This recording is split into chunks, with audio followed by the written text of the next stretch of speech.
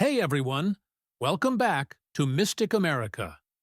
Today, we're diving into the rise and fall of one of the most iconic cities in America, Atlantic City. Once the East Coast's answer to Las Vegas, Atlantic City was a glitzy playground for gamblers, beachgoers, and thrill seekers. But now, well, it's a cautionary tale of how a booming city can fall from grace. Back in the day, Atlantic City had a monopoly on East Coast gambling. If you wanted to hit the slots or play some blackjack, this was the place to go. But as you might expect, that exclusivity didn't last. Other states, seeing the revenue pouring into AC, thought, hey, we like money too, and started opening up their own casinos. Connecticut, Pennsylvania, and even New York got in on the action. Now, instead of traveling hours to Atlantic City, gamblers could just hop in their cars and hit up a local casino. The biggest blow? Pennsylvania's casinos, which opened in the mid-2000s just outside major cities like Philadelphia. Why drive all the way to Atlantic City when you could gamble a lot closer to home? And don't get me started on Foxwoods and Mohegan Sun in Connecticut. These places weren't just about gambling. They were full-on entertainment complexes with shopping, concerts, and dining. Meanwhile, Atlantic City stayed stuck in the past, relying on outdated casinos and buffet lines. Let's talk about the final blow: online gambling and sports betting. With online casinos and betting apps now legal in several states, many gamblers found they didn't even have to leave their living rooms to get their fix. Why bother with a trip to Atlantic City when you can place bets in your pajamas from your phone?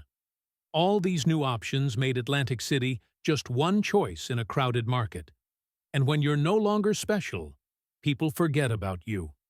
Let's talk about the final blow: online gambling and sports betting. With online casinos and betting apps now legal in several states, many gamblers found they didn't even have to leave their living rooms to get their fix. Why bother with a trip to Atlantic City when you can place bets in your pajamas from your phone? All these new options made Atlantic City just one choice in a crowded market. And when you're no longer special, people forget about you. Speaking of change, let's talk about remote work. In the past, if you wanted to work in certain industries like finance, tech, or entertainment, you had to live in major cities like New York or San Francisco. But remote work? That changed everything. People realized they could work from anywhere, and suddenly, the high-rent apartments of the city weren't worth it.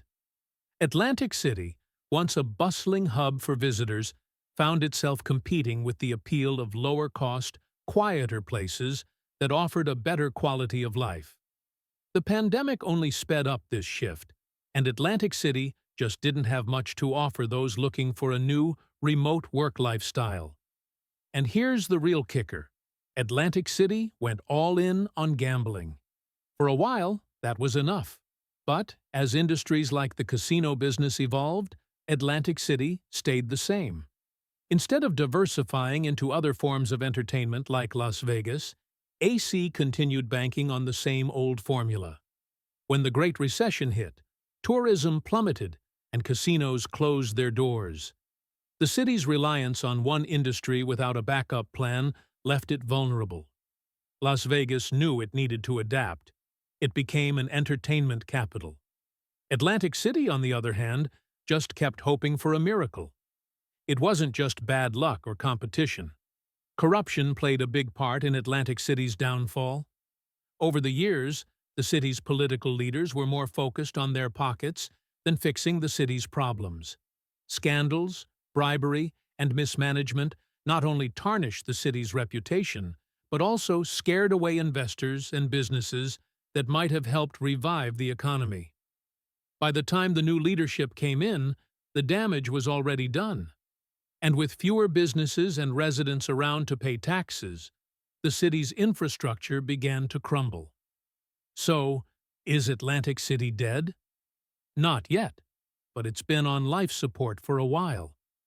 The city has tried to reinvent itself, adding new attractions and focusing on non-gambling entertainment. Some casinos have made a slight comeback, but will it be enough?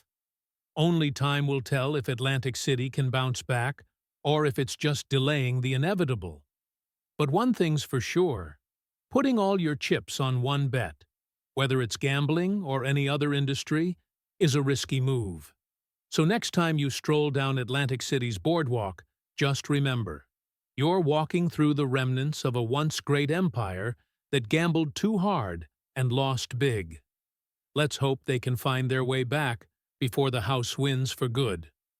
If you enjoyed this deep dive into Atlantic City's rise and fall, make sure to hit that subscribe button for more videos on the fascinating stories of America's iconic places.